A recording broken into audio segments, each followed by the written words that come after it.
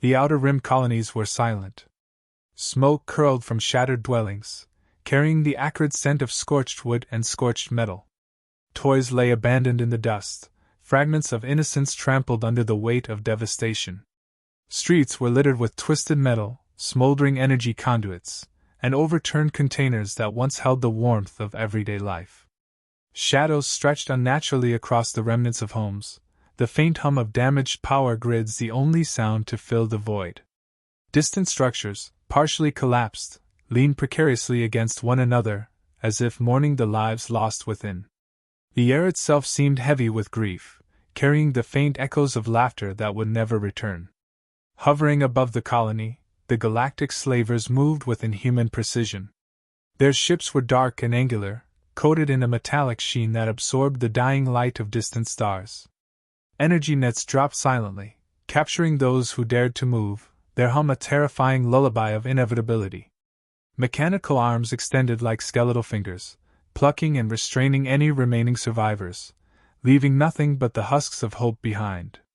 From their observation decks, slavers watched as children huddled small and defenseless, a mere ripple in the endless void. Every calculated movement, every coldly efficient strike, reinforced their supremacy and the helplessness of those who stood in their path. Reports poured through communication channels from neighboring colonies. The casualties mounted, entire settlements erased from existence, families torn apart. Statistics failed to convey the human toll. Holographic feeds displayed the aftermath, smoldering ruins, empty cradles, and data streams of names once alive now flagged as lost.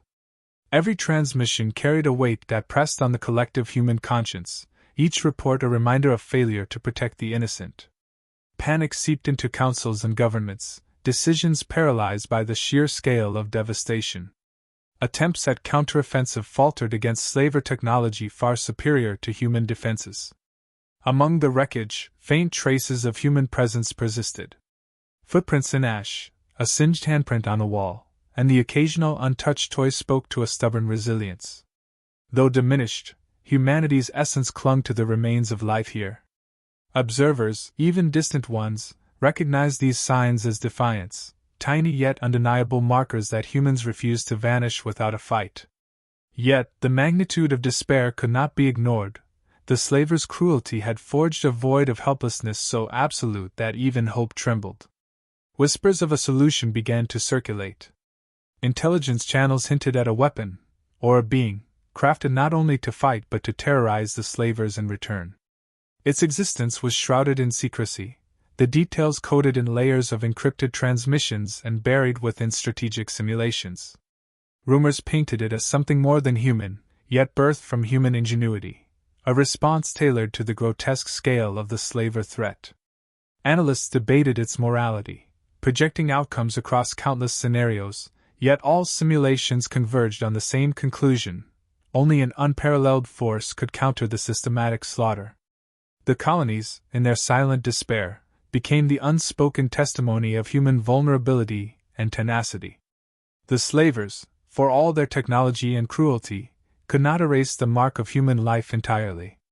Every scorched street, every overturned home, and every abandoned toy became a symbol, a quiet cry demanding attention from the rest of humanity. It was not only a tragedy but a challenge, a call for a response worthy of the species that had endured countless adversities across the stars. The universe watched, and the next chapter of resistance was being prepared, forged in secrecy, and tempered by necessity. Humanity, facing annihilation, did not yield. Even in devastation, even in silence, the unbroken will to survive and to protect those who could not protect themselves lingered in the ruins. The empty streets, the fallen structures, and the traces of lives lost would not remain unnoticed. Something was coming, something born of human resolve and ingenuity, prepared to confront the slavers' monstrous dominance. The colonies, scarred and grieving, waited silently, carrying within them the faintest ember of vengeance and protection, the spark that would ignite the response that the galaxy would never forget. Deep beneath the surface of Earth, far from prying eyes, a network of tunnels stretched like veins through the bedrock. Within these fortified chambers, a new kind of human ingenuity was taking shape, designed not merely to fight, but to overwhelm. Machines hummed with relentless precision, holographic schematics floated in midair, and algorithms calculated potential outcomes faster than any human mind could track. Every component, every circuit, every simulation was meticulously tested, refined, and optimized. This was not a laboratory, it was a crucible, forging a response tailored to a threat the galaxy had never seen. The Gravekeeper was the apex of this design. Not a simple soldier, but a convergence of human intellect, mechanical augmentation, and psychological conditioning. Cybernetic enhancements strengthened muscle and reflexes beyond natural limits. Neural interfaces allowed instantaneous strategic calculations and adaptive combat improvisation. Armor layered over sinew and steel, reactive and resilient, merged protection with lethality. Every movement, every strike, was a precise orchestration of human determination and technological mastery. Those who engineered it called it humanity's final answer, a weapon capable of turning fear back upon the monsters who had terrorized the colonies. Simulations ran continuously, projecting battles across countless environments. Every alien tactic, every potential countermeasure, was tested against the Gravekeeper. Virtual colonies, empty corridors, and energy grids flickered in holographic light, presenting scenarios that demanded innovation, agility, and ruthless efficiency. The Gravekeeper navigated them all, learning, adapting, and perfecting responses. Each failure was analyzed and corrected, every weakness patched with a solution born from human foresight. The process was exhaustive, unyielding, and far removed from traditional warfare. No face revealed emotion, no voice whispered doubt, only the mechanical heartbeat of preparation echoed through the chambers. Ethical debates simmered behind secure networks. Was it right to create such a being, a demon in human form, designed for precision killing? Analysts weighed the cost of morality against the scale of atrocity inflicted on children, colonies, and families. The consensus, often silent but unanimous, leaned toward necessity. Conventional forces had failed, leaving innocents crushed beneath alien cruelty. The Gravekeeper was not a choice born of malice, but of obligation, a testament to humanity's willingness to act decisively when confronted with horrors beyond endurance. Training routines blended physical rigor with digital mastery. Simulated zero-gravity maneuvers, energy manipulation tests, and infiltration protocols honed instincts into reflexes. Mechanical appendages extended and retracted, responding to neural commands with precision. Tactical sequences unfolded at impossible speeds, evaluating multiple solutions in seconds. In every iteration, the Gravekeeper adapted, improving, learning, anticipating. The process produced not a mindless machine, but a disciplined agent of protection, capable of thinking ahead, improvising under pressure, and striking with calculated force when the moment demanded. As preparations progressed, intelligence channels traced slaver movements across the galaxy. Data streamed in relentlessly, patrol shifts, fleet deployments, captured human populations. Every byte was analyzed, integrated, and factored into strategy. The Gravekeeper would strike where the slavers were strongest, yet unprepared for the human ingenuity now poised against them. Every simulation reinforced the inevitability of confrontation, the certainty that the human solution would be deployed not out of vengeance alone, but out of the necessity to protect what remained. In the sterile glow of countless monitors, one thing became undeniable: humanity was creating a force that would define the balance of power in the outer reaches. The Gravekeeper embodied the species' courage, creativity, and refusal to be subdued. It was a synthesis of flesh and machine, strategy and instinct, morality and necessity, a testament to the lengths humans would go to defend their own. While the colonies lay in silence, the secret preparation beneath Earth's surface hummed with purpose. A new chapter of resistance was being written, one where humanity would no longer be a victim, where ingenuity and resolve would stand as the shield and sword of survival. The Gravekeeper entered slaver-controlled space with the quiet precision of a predator born from human design. Sensors scanned the void, detecting every patrol drone, every automated turret, every energy barrier guarding the outer perimeter. Ships floated in calculated formation, their angular silhouettes reflecting distant starlight, unaware of the force advancing toward them. The Gravekeeper moved with uncanny efficiency, navigating corridors and voids where alien technology had previously left humans helpless. Every step was measured, every decision a synthesis of instinct and calculation. Alien defenses were relentless. Energy grids pulsed with lethal intent, automated sentries traced the slightest movement, and gravity wells threatened to pin intruders with crushing force. Yet every challenge was met with innovation. Magnetic grappling systems allowed movement across spinning hulls. EMP pulses disabled defensive nodes just long enough to pass. Improvised diversions, crafted from the environment itself, lured enemies into traps of their own design.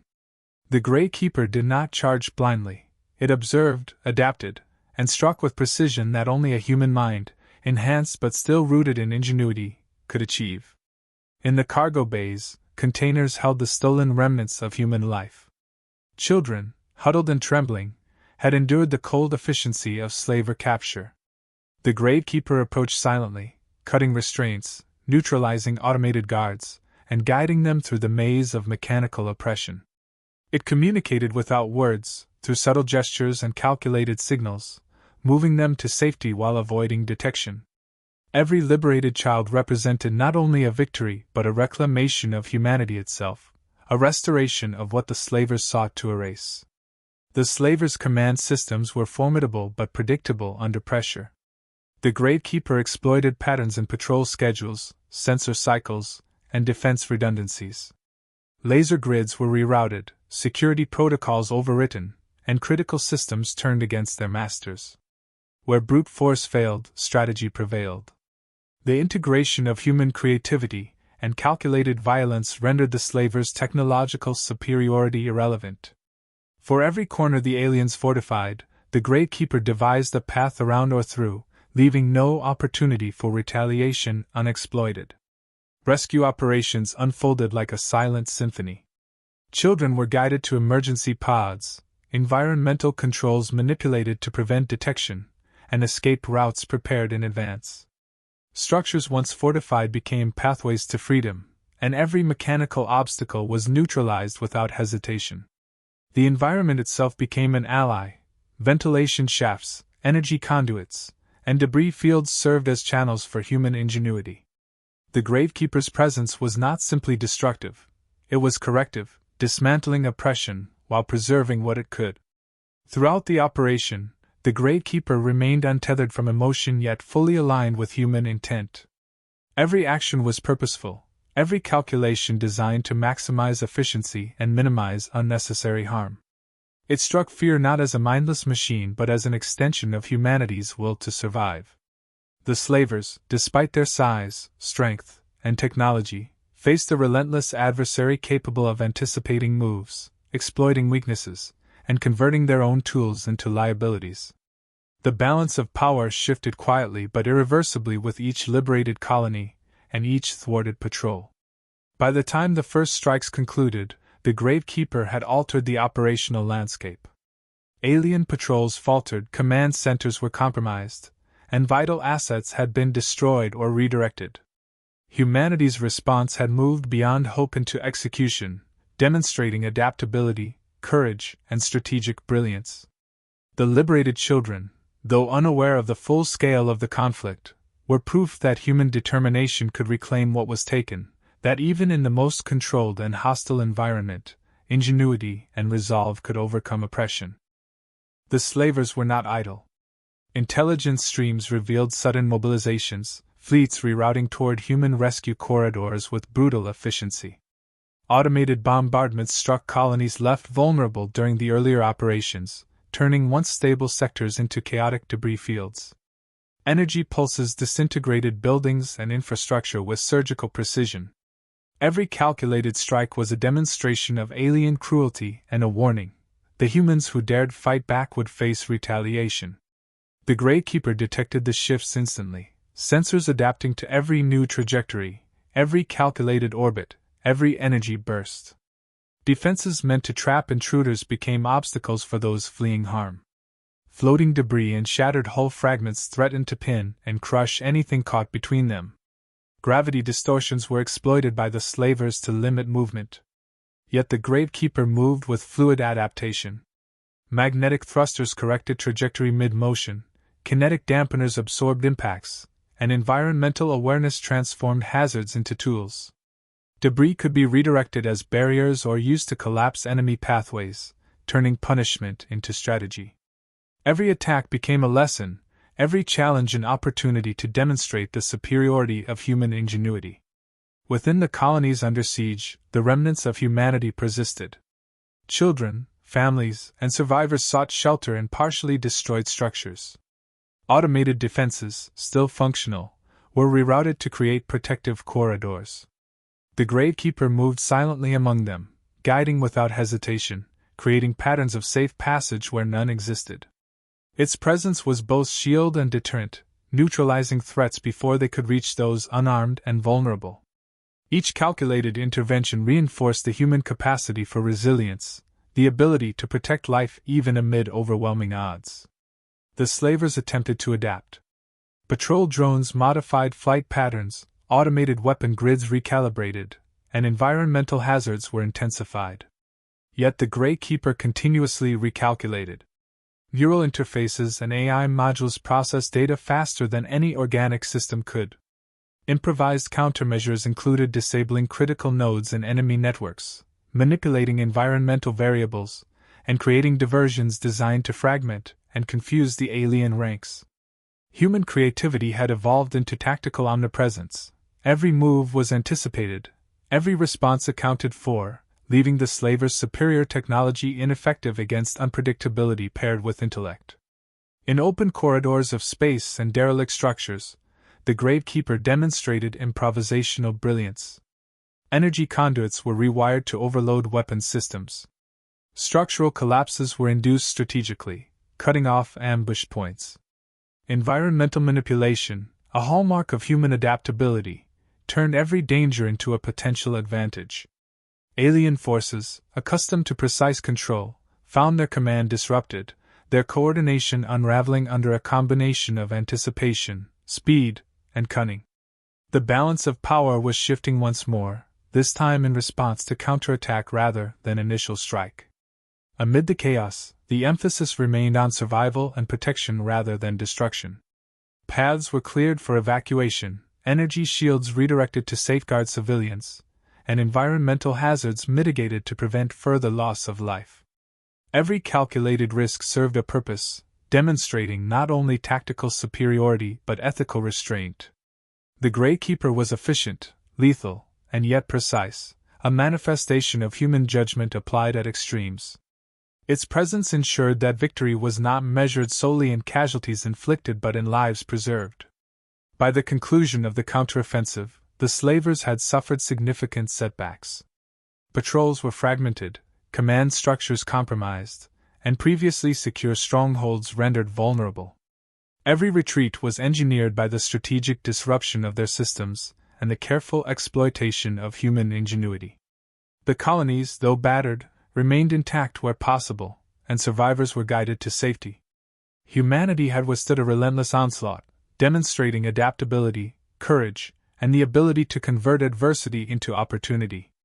The Gravekeeper had proven that even when outnumbered, even when technology was wielded against them, humans could prevail through creativity, foresight, and relentless resolve.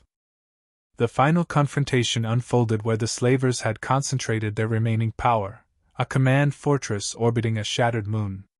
The Gravekeeper approached with calculated precision, analyzing every structural vulnerability, every patrol pattern, every energy node. Automated defenses pulsed with deadly intent, but human ingenuity had anticipated each trap. Magnetic grapplers attached to the outer hull, thrusters adjusted for rotation and drift, and every system monitored potential breaches. The approach was methodical, every motion a blend of strategy, adaptation, and calculated audacity. Within the fortress, corridors thrummed with defensive automation. Laser grids shimmered, drone swarms patrolled, and energy barriers blocked access to critical chambers. The Gravekeeper neutralized each obstacle with exacting efficiency. Conduits were rerouted to disable weapon nodes, debris was leveraged to collapse pathways and cut reinforcements off, and environmental systems were manipulated to create disorientation among the slavers. Each intervention was precise, avoiding unnecessary destruction while ensuring that the fortress's defenses could not regroup. The alien hierarchy reacted with desperate coordination, yet every maneuver was anticipated. The Gravekeeper exploited command delays, intercepted communication relays, and turned their systems against them. Automated turrets, designed for indiscriminate elimination, were rewired to target the intruders themselves. Drone formations were led into ambush points and disabled remotely. The human combination of strategic foresight, adaptability, and improvisation rendered the slavers' technological advantage irrelevant. What had seemed an impregnable fortress became a maze of controlled chaos under human command. Liberation of captured humans became the central focus. Children and survivors, confined within energy cells and locked compartments, were freed systematically. Environmental controls adjusted to ensure life support remained intact, while pathways were cleared for evacuation. The Gravekeeper moved among them as a silent guardian, a shield of protection and precision. Every liberated person was a testament to human resolve, a statement that technology could be wielded to preserve life even amidst overwhelming hostility. Survival became an act of strategy, and strategy was executed with unparalleled human ingenuity. The climax was not marked by brute force but by calculated disruption. Central power nodes were overloaded, structural supports weakened to prevent counteroffensive regrouping, and the slaver command ship's core destabilized. Explosions and system failures rippled through the fortress, yet the Gravekeeper adapted continuously, using environmental shifts to its advantage. Every action was a testament to human calculation, turning alien superiority into liability. The command hierarchy collapsed not through mere aggression but through precision, intellect, and adaptability. As the dust of conflict settled, the fortress lay in ruin, the slavers in retreat, and colonies were reclaimed. Children and families returned to liberated sectors, evidence of humanity's courage and capacity to protect the vulnerable. Data archives captured the strategies employed, the precision of interventions, and the relentless application of human foresight. Humanity's ingenuity had not only overcome superior technology but had safeguarded its own, proving that moral strength combined with adaptability was as formidable as any weapon. The Gravekeeper, standing amidst the remnants of conquest, represented more than tactical success. It embodied human resilience, the refusal to be dominated, and the capability to engineer solutions to threats that had once seemed insurmountable. Its legacy would persist as a symbol, a reminder that humans could confront atrocity with courage, intelligence, and compassion. The galaxy had witnessed the proof of human supremacy not through destruction alone, but through the protection of life, the restoration of freedom, and the unyielding spirit that refused to yield even when confronted with unimaginable horror.